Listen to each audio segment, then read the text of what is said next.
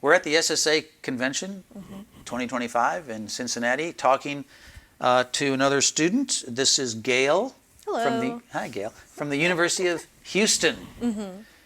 And didn't Houston go like to the Final Four or something this year? I'm going to be honest, I don't pay attention to that stuff, but yeah. I think they did really well, the basketball team. Yeah. Maybe they didn't go to the, I can't remember. Anyway, did you grow up in Houston?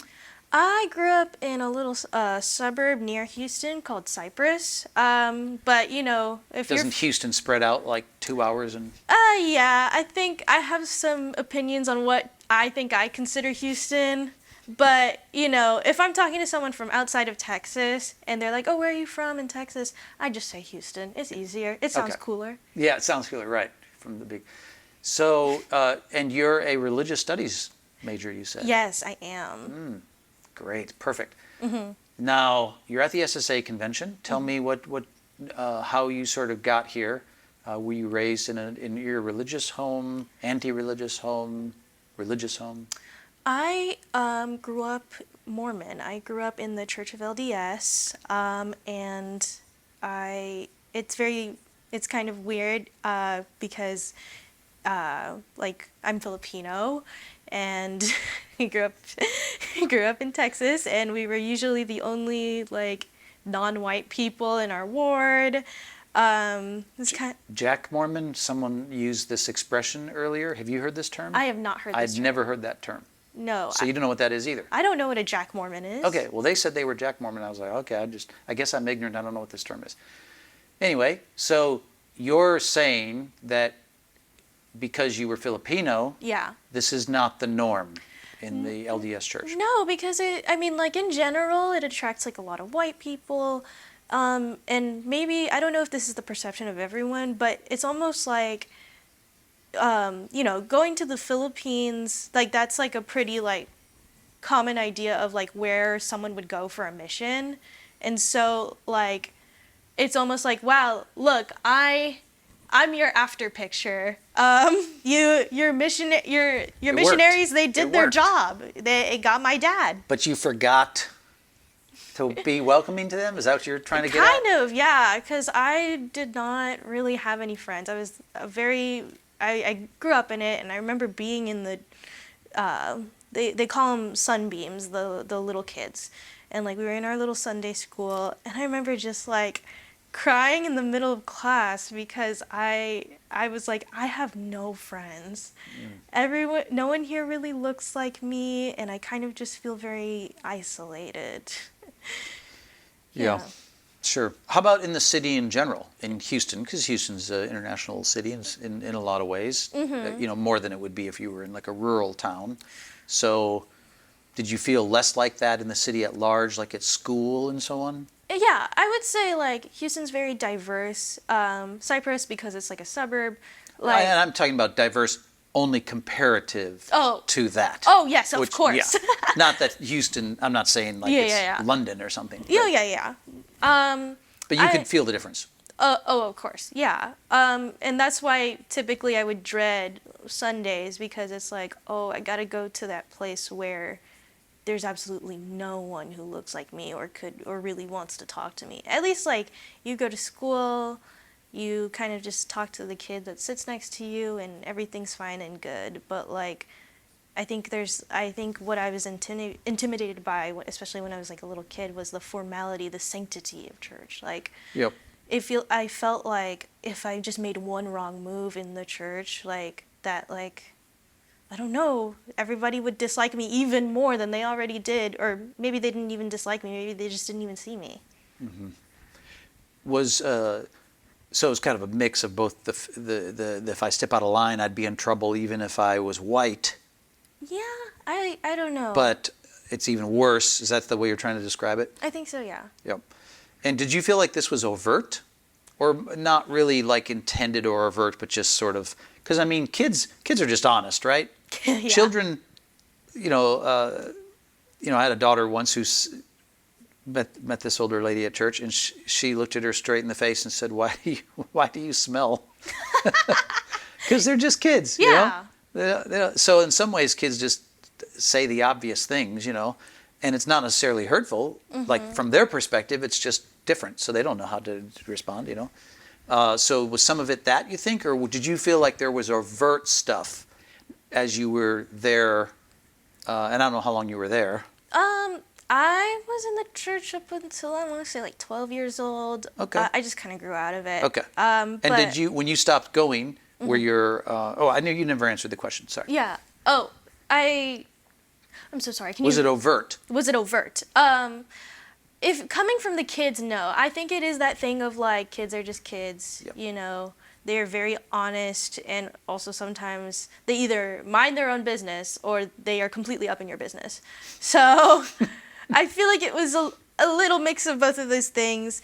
But I think I do kind of wish the adults in my church did like a better job of, being like, hey, you should go talk to her. You should make friends with her. And that's maybe like my gripe as an adult. Like, sure. Yeah, I feel like he could have encouraged. There's so many subtle things that can be done by adults that really help. Yeah. But it's also true that no matter what you do, it's hard. It's a lot harder than people think to try and relate across cultures or of all the differences between us. It's harder. It's harder than people think, I think. But it's been for me that no matter how noble you want to try try and bridge to where there's obvious differences. Like if I'm just in Israel talking to someone, in Jerusalem or in Tel Aviv or something, and they were raised in Tel Aviv, and they have a lot of American type instincts. Their family might be from America or whatever. They're not.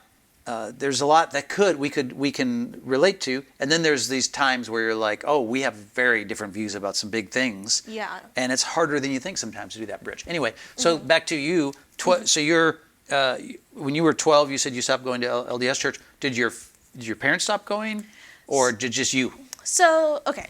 So my dad was the most like devout Mormon of our family. My mom grew up Catholic, and my understanding is that she sort of converted because of marriage. Yes. But very common story. Yeah, she didn't really go to church with us.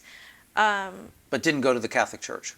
No, not that either. I don't think she really talked about her views until maybe I was in high school. So when you stopped going, it wasn't like you were just home with your mom at that point. Yeah, and I have two brothers, and it was kind of like one by one we stopped going. And then you were all in the same house. Yeah, and then my dad was like the last one. He stopped as well. He eventually, but he was pretty tightly attached. For a while, yeah. Yeah. And then when he stopped, how old were you? What was it? It was around 2016, so I was in middle school, so probably around the same time, like maybe a year or two apart from when I stopped leaving. Okay. Or when I stopped going, sorry. Okay. So, Okay. sorry, that phone keeps beeping. I'm trying to get it farther away. You're okay. So at that point, let's go back to your beliefs, your actual core beliefs. Yeah. You're not going to church anymore because you no longer believe in Mormonism. You never really took it seriously, or you are now an atheist. Where are you at that time? So when you're like in middle school, if you can remember. In middle school, I guess I never took it seriously. I think I'm very fortunate to have like left on the younger side, because it's like it's also the thing of, like, as I mentioned before, I didn't have that many friends in church, so there was nothing really tying me down. Like, we'd have to get up so early and attend the service that was like 2 hours long, and then you go to Sunday school, and then Sunday school, if you don't have any friends and you're just having to take turns reading the Bible, like, it's just not. I didn't want to. It wasn't fun. It wasn't fun, and it was not, because it wasn't fun. I didn't feel like engaging with what was being taught, and I think about it now. What if I had started attending church, like as an adult? And I honestly, maybe I could see myself, like, I don't know if I would go back to being Mormon or become Mormon again or whatever, but like, I, as an adult, am more attracted to the structure of religion, and I think that's kind of that's why I got into religious studies. Yeah. Yeah. So you went through a time you're not going to any kind of LDS or any other kind of church. Did your Yeah. mom never went back to regularly going to the Catholic Church? Mm-mm. Your parents, would you describe them as theists? They believe in God? Currently, my mom, I think, fits like agnostic, I would say. My dad is a very staunch atheist now, a complete 180 from when I was a kid. Did that play an influence on then how you came to believe in the things you believe now, or? No. I feel, although we are both secular, I don't identify as an atheist, and like, I feel like we kind of went in different directions with our non-belief. And your non-belief you identify as? I identify as a humanistic Jew. Well, that sure came out of the Yeah. right. I wasn't expecting that I was one. waiting for the mic drop moment. Yeah, delivered very well. All right, humanistic Jew. A secular humanistic Jew. I should. Okay, specify. so where does one begin? It's great. Yeah. So I take it you don't believe in God, No.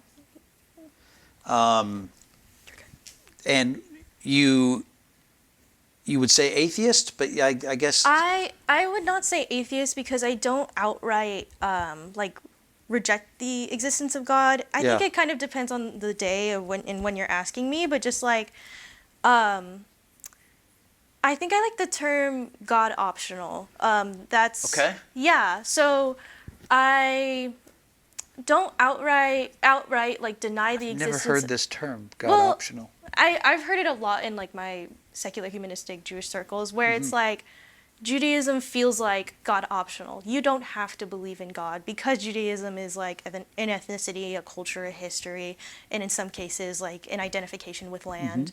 Like Yeah. like none of I follow that. Yeah. I interviewed a Orthodox Jewish rabbi a few years ago for the podcast called The Divide, and when we interviewed him, he told us that atheism, that the Jewish community has been the biggest catalyst for the secular movement and the atheist movement in America. Yeah. That was his take. That's cool coming from an Orthodox rabbi. That was his take. Yeah. So, and of course, in Israel, it's not surprising at all, right? Yeah. So a very large population is God optional. That would be a Yeah. one way to put it. So the attraction to the Judaism is the cultural aspect the ethic, maybe, or in the ethic, yeah. the ethics in the It's- sense of I think Judaism for me has done such a better job than Mormonism at creating community. As much as Mormons are very like nice, polite, Yeah. and that's like that's sort of I feel like a tactic of theirs, but also that's just sort of Mormon culture. yeah, it's clearly part of their culture. Yeah. You're very polite, very accommodating. Yeah. But I feel like because it's sort of like a tactic of like recruitment, of proselytizing, that it felt a little bit inauthentic when I would interact with missionaries. When I think about now in like my Jewish circles, like it very much is a come as you are sort of deal.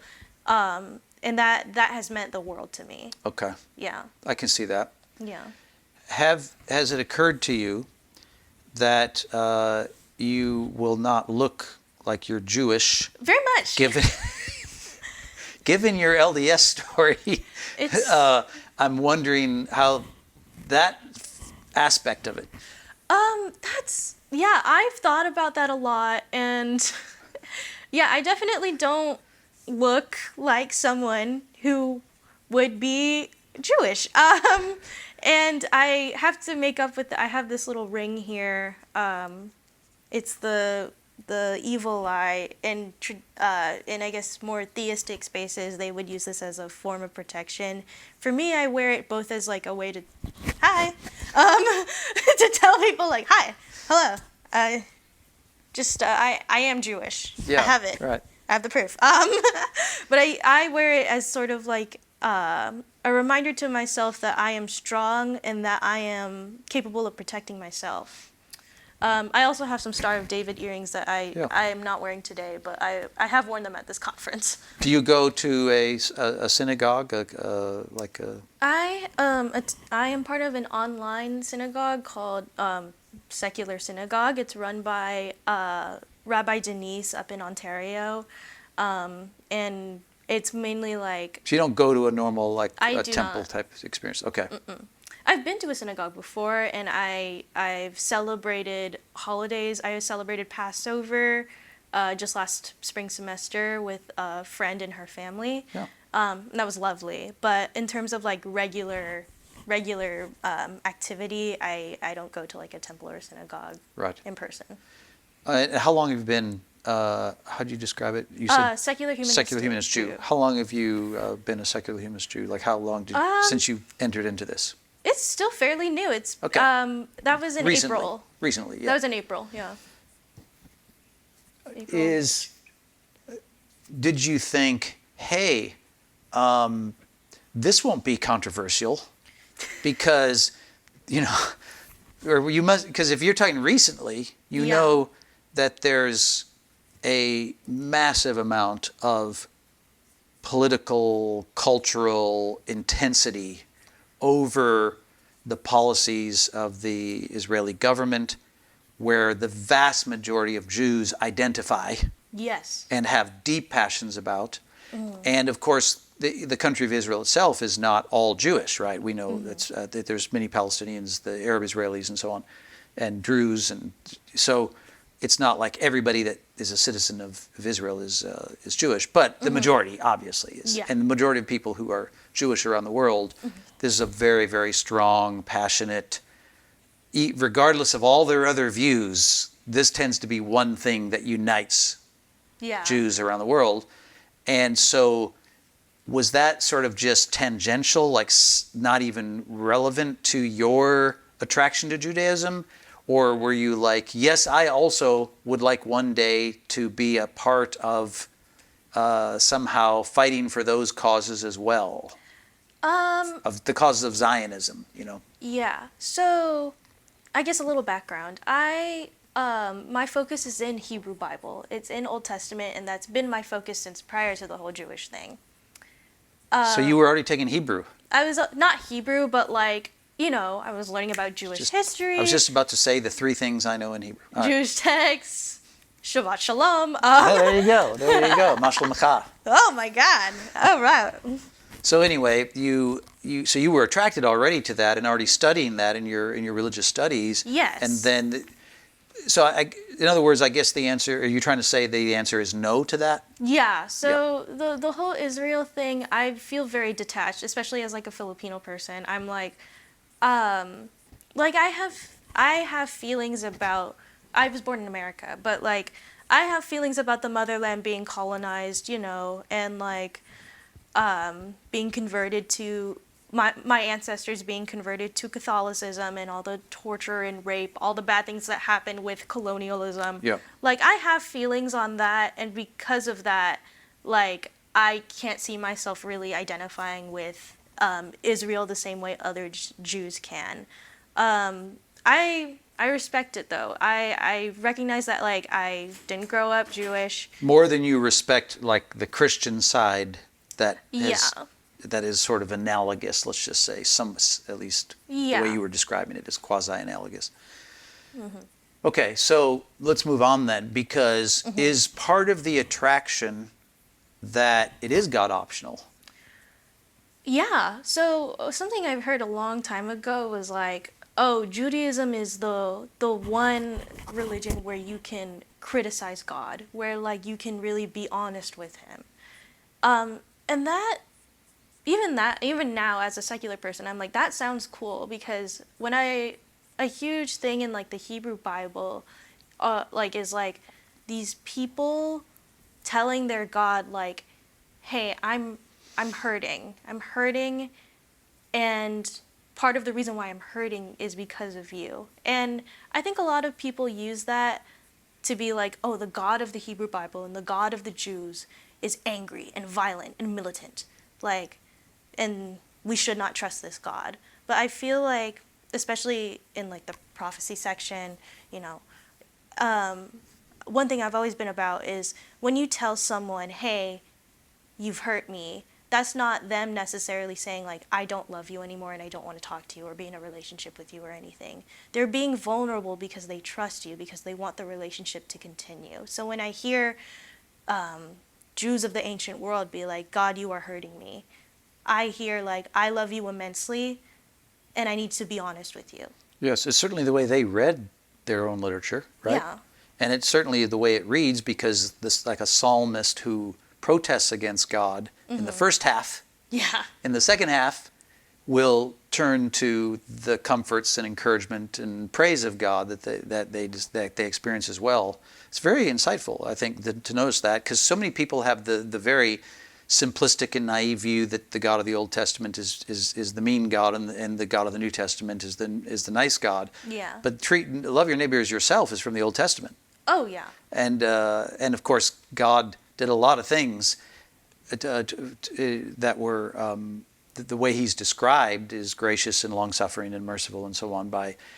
And of course, even in the conquest, which I'm saying this to you because you're studying this. Yeah, when you read the book of Joshua, I always try and tell people who will kind of rail against the conquest, I'm like, okay, I have you at least read Joshua? Yeah. Because in the book of Joshua, the actual first half of the book that's devoted to the real conquest, the military conquest, the three main stories are focused on how Gentiles were delivered from God's judgment and were shown mercy.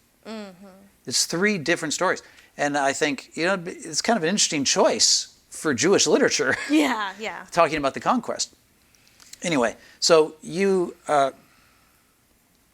so this idea that God, there are very famous stories of Abraham protesting to God, questioning God, why this, why that. And that doesn't stop with the Old Testament, because in addition to the Hebrew scriptures, Jesus himself famously prays in the garden. Yeah. And if it's possible, remove this cup from me, and why have you forsaken me, quoting the psalm on the cross. Yeah. So is there some part of you that's sort of drawn to those aspects of the story of Jesus in the Gospels that sort of echo where he's even quoting these Hebrew scriptures and that struggle, as you were describing it? Yet it's a struggle, yet it's also a way of expressing confidence Yeah, that they still will have this relationship? Yeah, that's like the main I didn't expect I would become a religious studies major. I came into college, I was going to do psychology, go into clinical, do the good Asian American thing, But I took a Hebrew Bible class, and I learned about Abraham, about Moses, about the prophets, and the Song of Solomon.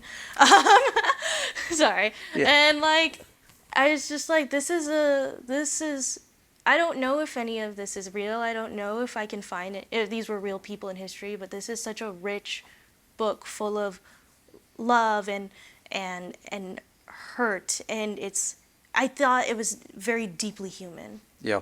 The other thing that people don't notice much is that the prophetic denunciations that are strong, Jeremiah and Isaiah and so on, the minor prophets, those denunciations are more often weighted against Israel, the people, than they are against the Gentiles, or at least it's balanced. At the very least, it's balanced. But it's often the most severe criticisms are against their own people, rather than against the Gentile nations around them, whom God is described as using to either rebuke His people or as to bring His people into those cultures as a blessing to those cultures, like Babylon, or like the story of Daniel, or Jonah going to Nineveh, those kinds of things. Did you, so at this point then, when I asked you about as part of the appeal, the God optional part, because you're sort of drawn in some ways, as you said, to this sort of, you're drawn to religion, secular humanist Jew, and so does that mean some people are, in that group, I guess they're all non-theists, or some are still sort of at least quasi-believing in God, or somewhat I have believing in God? not personally met someone who is a theist in this community. Because it's secular humanist, so yeah. But I mean, like, But they're maybe softer toward that idea? Is that the way to yeah, put and it? like there's also there's like cultural Jews, like Yep. people who are like, I go to synagogue, but I don't really listen. I'm there for the wine and the challah and to meet some friends. Like, Yeah. But I mean, so much of Judaism, even the people who are practicing Jews at a distance, okay, Yeah. they celebrate a couple holidays, the high holidays. There's prayers and stuff, So does that come into your group at all? So, so specifically with like the Society for Humanistic Judaism, they do provide like more secular versions of these prayers. Like, for Shabbat, for example, most of the time they say like, sorry, my Hebrew is all off, but they mention Adonai, in their blessings. Instead of blessing Adonai, I bless Shabbat, I bless the bread, and I bless the wine. Okay, so they actually alter the prayers, Yeah. and yet the Hebrew Bible itself still plays a role, or at least for you it's playing a role, because you're drawn to that. That's the awesome thing. Yeah. That's the awesome thing about my study and about how it intersects with my secularity is that the great thing about any sort of text is that you don't have to take it literally. Like, you can just appreciate it for its literature, and that's what the Bible, but very specifically the Hebrew Bible, has served for me. It's great literature. I just, sometimes it's funny. Sure. Yeah.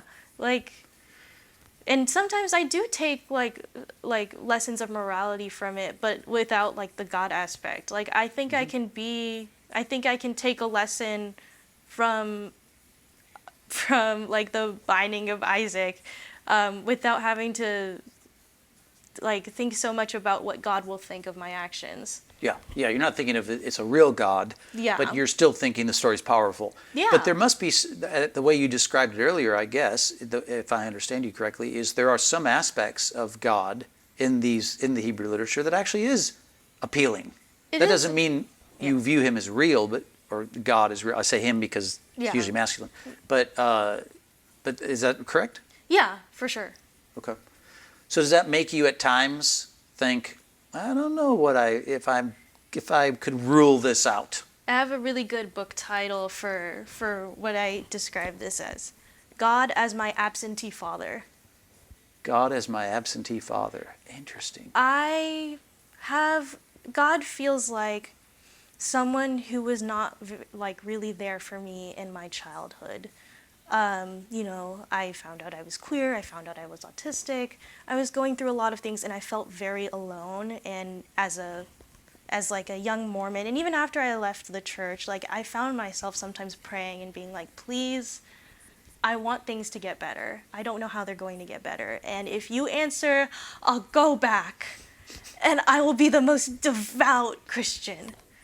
And I just never really felt like he was going to answer. I never felt anything, and I just kind of felt silly in my prayers. But now as an adult, and I'm studying the text, and I'm reading about the stuff he did, and I'm like, oh, okay, so he can do, I respect that he does good things for people.